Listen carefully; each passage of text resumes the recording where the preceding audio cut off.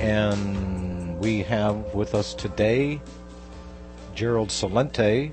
Buongiorno, my friend. Buongiorno, how are you? I am doing a little bit better. How are you? I'm fine, thank you. Yeah, we had a decoupling. I wanted you to talk about this today. Something happened in Europe that might trigger some derivatives. Somebody's unplugging from the European currency. Would that be Sweden by any chance? Well, I didn't know that happened today. I know that Switzerland knocked the peg from the euro off that they had in place since 2011.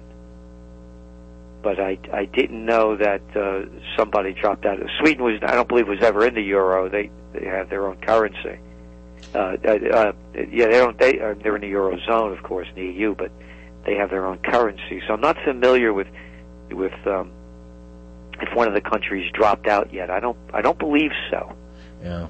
Well, what I know on this, and this caused the stock market to panic a little bit, and the Swiss National Bank, the SNB, it decoupled from the euro, and that triggered billions of dollars worth of losses all over the place, all over the globe. Citigroup and Deutsche Bank both say their losses were somewhere in the neighborhood of $150 million. Yeah, that's the Swiss. Okay. Is that what we're talking about? Yeah. That's what I mean. The Swiss were coupled to the euro in terms that they were pegging the Swiss franc to the euro. My mistake. Not Sweden, Switzerland. No. Yeah, they were pegging it to it. So, as a matter of fact, I'm very familiar with it because I used to have Swiss francs, and then one day I woke up and I was doing very well with them. I had been buying them for years, and then all of a sudden they pegged it to the euro at 120, and that was the end of that play. Well, So now what they've done is, because the euro is declining so rapidly, and we're about 115 euros to a dollar. And by the way, I was in Rome, actually I was in Verona, when the euro came on officially as a currency in 2002, and was trading at 85 cents to a dollar. So what's happening is that on Thursday, the European Central Bank, Mario Draghi, former Goldman Sachs guy, of course, they're going to announce some more quantitative easing, and it's going to hit the euro. And so the Swiss, they just exited right out of there. And with the whole understanding, by the way, that this whole central bank, one of the top trends we have in 2015, and they're available if anyone that wants them at our website, TrendsJournal.com, and also they can purchase our 5.5-hour conference that we had here on the trends of the coming year. And one of them is called bankism. And the central banks are in control. It's a takeover. It's not capitalism. And so what you're seeing is the manipulation worldwide by the central banks. Not only, and we're talking about Swiss, we're also talking about the Chinese. Chinese are dumping like $20 trillion. Their balance sheet blew up since they joined the World Trade Organization in 2001. Just 2 weeks after 9/11, when no one was watching. Our friends, the communist Chinese. And then, of course, you also have, as I mentioned, the European Central Bank and our central bank.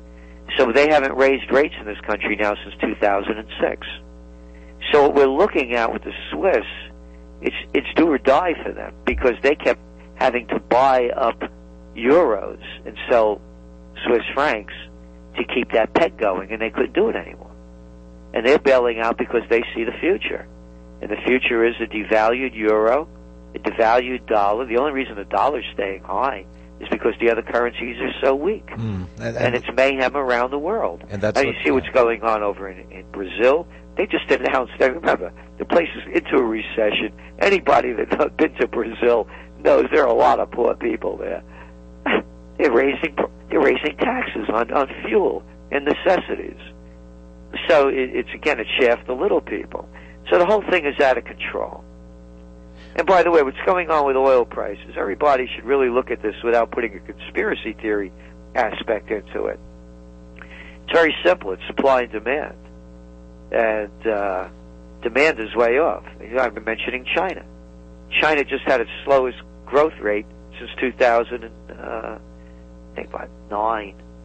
And they missed their mark on what the growth was going to be. They need 7.7%, 7.5, 7.7% just to stay even. And they're down 7.3, 7.4, and those numbers are cooked as well. So when you look at oil prices, you have to look at copper prices. You have to look at, which are at 5.5-year lows. You have to look at iron ore. You have to look at all of the commodities. They're all way down. So this is going to be it's a signal that the global economy is in collapse. Well, and there are some side benefits. I did a story the other day that this is going to, Saudi Arabia is not going to reduce production. They're going to allow this to continue. Now, before the big oil reduction, we were bouncing around $110, $120 a barrel, and now we're down below, I think, 46 or 45. I've not checked the price today. But they pretty much admitted that in 2015 they're going to take about $750 billion hit, but they're not going to curtail production to make up for the lost revenue. And no, because what happens is also they have a big nut to crack. People forget that when that so-called Arab Spring erupted, one of the ways the kingdom over there, I wonder how many beheadings they had today, our friends over there, they had a revolution on their hands. They're dumping tons of dough into the system to keep the people quiet. So it's like if anybody in business, it's 70% off. You can't get rid of the stuff. So you get any price you can. And that's what's going on here. And they don't have the power they used to have, because what they're concerned about is if they cut production, the other people are just going to keep flowing this stuff out there, right. And they're right. Right. Well, it's not. I was in D.C., by the way, in 1973. I used to be a government affairs specialist for the chemical industry, and I was there when the embargo hit, and these guys were going crazy. And my boss said to me, sending me to all these meetings, and I kept coming back, and I said, there's nothing that they can do. Nothing's going to happen until they end the embargo. Period. Paragraph. So all of these meetings are a waste of time, and that was a different time back then. Now you have massive production going on. They didn't have tar sands back then. They didn't have hydrofracking. They didn't have offshore drilling at the depths that they have now. So even if Saudi Arabia cuts back, is Russia going to cut back? Is Venezuela going to cut back? Venezuela, by the way, needs oil. West Texas today closed at 46.64, Brent 48.22. They need Brent to close at, they needed to trade at $115 a barrel just to cover their debt, just to stay even. And the numbers coming out of Saudi Arabia, people are saying $5. That's a lot of baloney from what I'm reading, and I read a lot, and it's more in the $40 range. And I think that's where it's going to stabilize. But they've come out and said that, well, look, if it drops even further, that's no big deal. But there's some other aspects to this that, is hard on the competition. You mentioned one of them. Here in this country, we've got the hydrofracking, and people have invested all that money. And as long as the oil stayed high, they could invest the money. They could go do the fracking. Well, a lot of these places are closing their doors. A lot of them are going belly up, and there was like $200 billion of investment money on the table that's not going to be able to recoup and not be able to pay back, and they're going to close shop. Yeah, you're right. It's estimated that of the about $1.5 trillion in junk bonds, depending on whose numbers you're looking at, between 15 and 20% are in energy of that 1.5 trillion of junk bonds. So, so, by the way, one of the ways I made my name as a trend forecaster was when the Wall Street Journal covered it. I forecast the crash of 1987. And one of the reasons I did it was that oil prices were crashing in '86. So this is a canary in the mine shaft. It's in front of everybody's eyes. But again, there people who I believe are reading too much into it. It's to hurt Putin, or this or that. No, it's hurting, like you just said. Whether you're down in Texas or in Venezuela, or whether you're in Brazil or Norway. It's knocking everybody out. Matter of fact, in the North Sea over there, in Scotland, they want the government to get rid of the taxes because they can't produce it at the price level it is now, and make any money. So this is global, but again, you're looking at, you could, as I've mentioned, iron ore, for example. You could buy a ton of reinforcement rod in China, rebar, cheaper than you could buy a ton of cabbage. That economy has collapsed over there. The housing market has failed. The Shanghai index closed down Monday 8% because it's a casino, and the government's trying to rein it in. The government, as I mentioned, the central bank in China is just pumping money in there trying to keep this thing going. And by the way, one of our trends for 2014 was China boomtowns around the world, right. And that's what's going on. The smart money's left China, and they're buying up the world. Now they're ghost towns. Yeah, now they're moving into economies. They've figured out over there that, wait a minute, this is a dead-end street, and we're not going to throw away any more yuans. So let's take the money and go invest it in other economies that are still surviving. And exactly, right where I am up here in upstate New York, in Kingston, New York, the old Borscht Belt area, the Catskills, they're buying up a whole town. They're actually building a whole town, a Chinese town. And they're buying them, this land is very cheap, The Borscht Belt had at one time over 1,000 hotels. And now it's a lot of places of virtual ghost towns. Now, so they're buying up beautiful land for pennies on the dollar. And they're buying up the top-notch hotels as well, like the Waldorf Astoria for $2 billion. Remember that one? Yeah. And do you think, Gerald, they're coming in here, setting up shop, buying their own towns to come here and assimilate to our culture? Or are they just setting up shop to make it more comfortable, put themselves in a little bubble that they're pretty used to seeing, and just here to make money?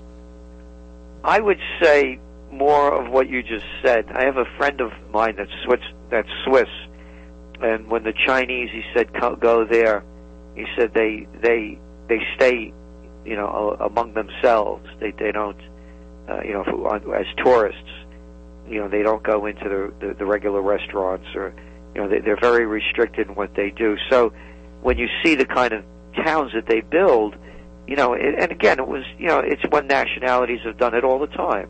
You had little Italies, you had one after another. So I believe that the assimilation process will eventually come, but I believe it'll be a lot slower because we have more of a Western culture than an Eastern culture. For right now, of course, now we have a Southern culture, a south of the border culture. Yeah, for right now. No, yeah. So, but even so, they're. I think initially it's going to be their bubble, and that's why I'm saying they're building this whole town that's going to be their town. Well, let me see. I just had a little technical problem here, and I'm trying to straighten around. I lost my train of thought. Okay, where are we going here in this year? Now, you mentioned that the European Central Bank is going to do a little bit more easing over there.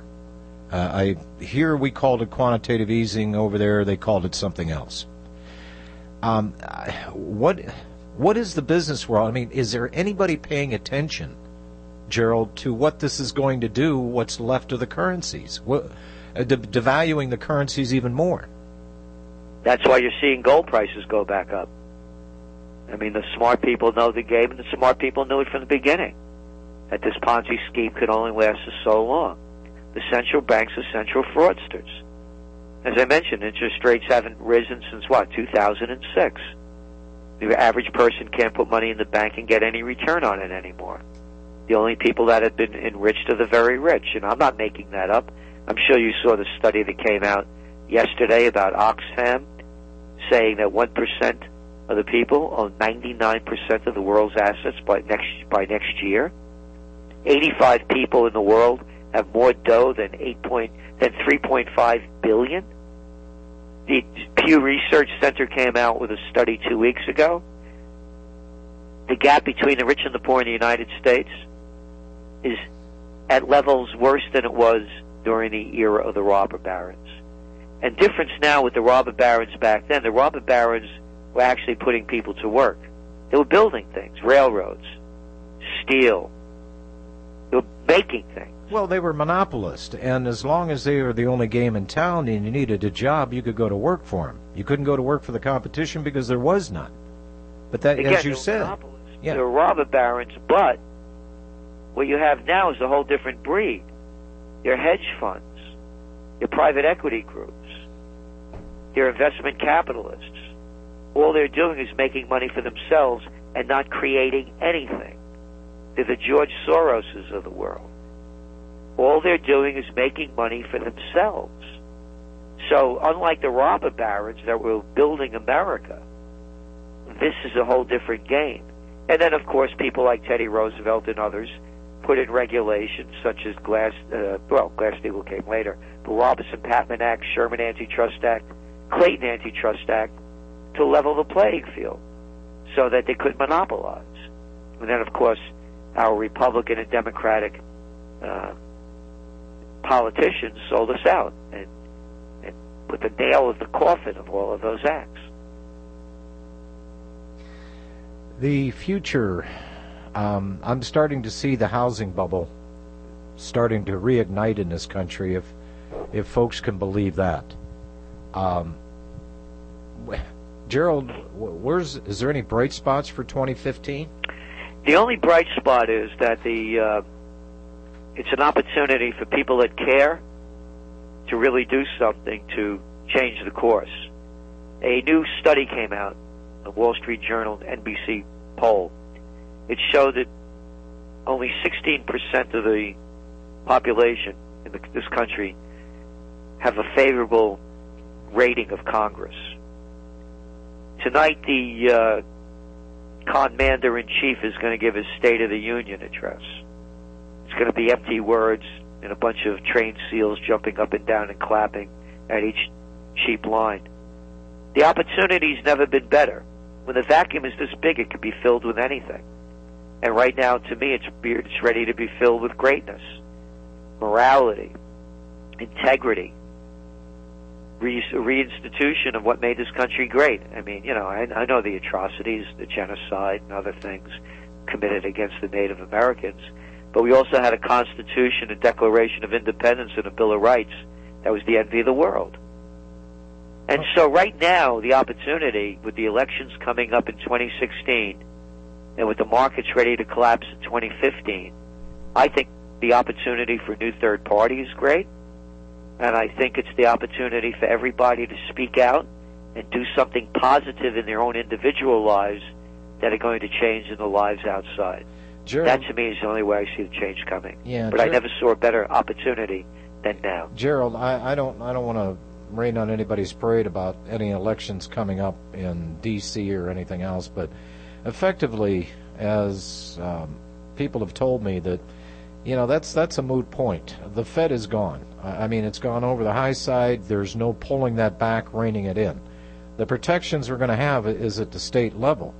But that's going to mean that the states are going to have to stand up and demand that the government, the federal government, follow the Constitution. But in many instances, the states themselves are in as much violation of the Constitution as the Fed. So, I agree. Yeah. I agree. And I'm saying I believe it can be changed. I believe the opportunity for a third party is ripe. And who's excited about getting a Bush or a Clinton? Nobody. Except the people in their family and the people that work for them. I don't know if the Gambinis and the Genoveses are going to let a third party play on their poker game. I think it's out of their control, just like it's happening all over Europe. Whether it's UKIP in the UK, the Podemos party in Spain came out of nowhere. And now they could win they could be elect the prime minister. You're seeing it in country after country, and there's another tool where they don't have all the control of as we speak, and that's the internet. So we may see that kind of thing could make a candidate happen. Again, the discontent is so deep that it can be filled now with something much greater, and that's what we're looking at. We know the problems, and we're looking for some solutions. Well, one of the solutions that we can bring about, and the states can demand this, to stop dealing with their funny money dollar.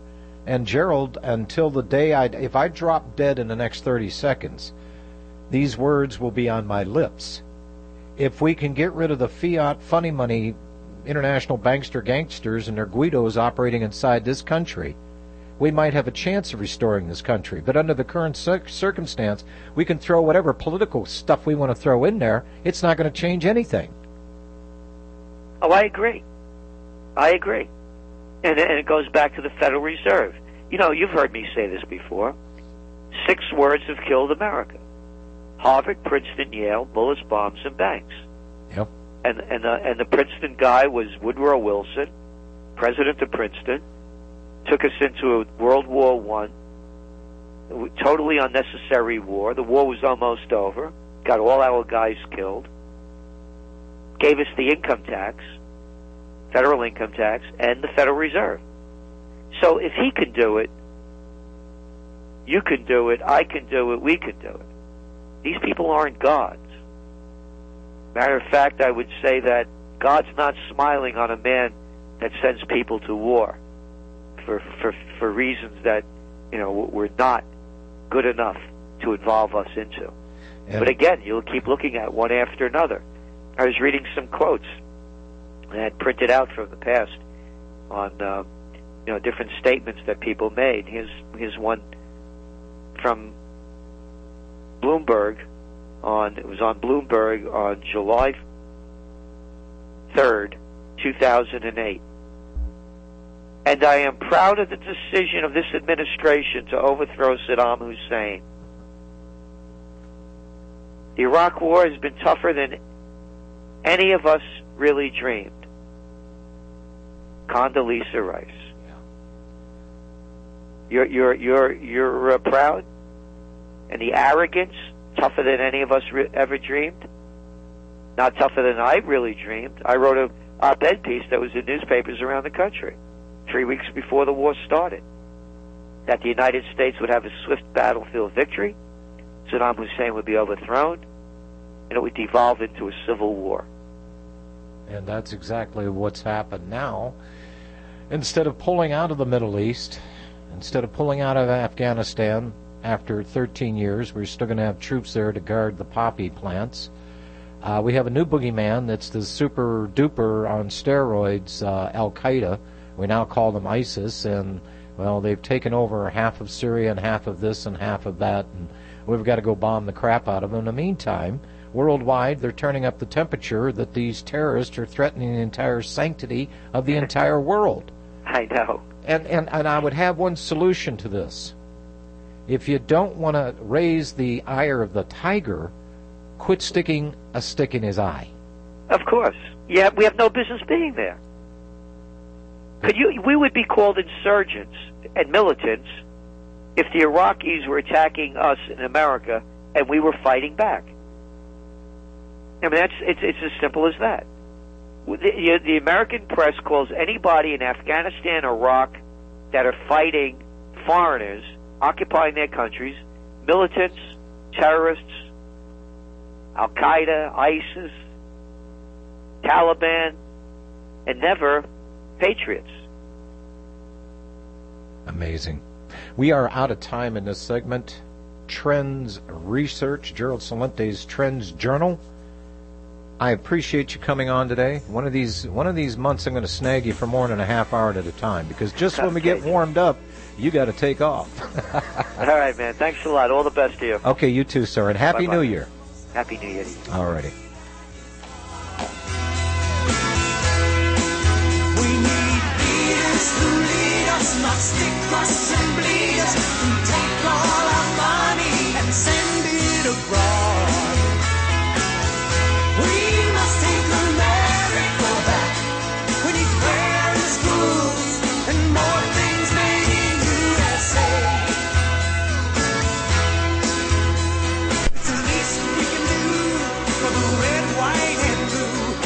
must take America back.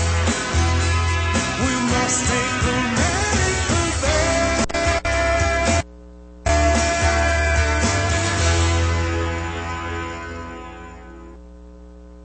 With fire. With fire. With fire. With fire. With fire. With fire.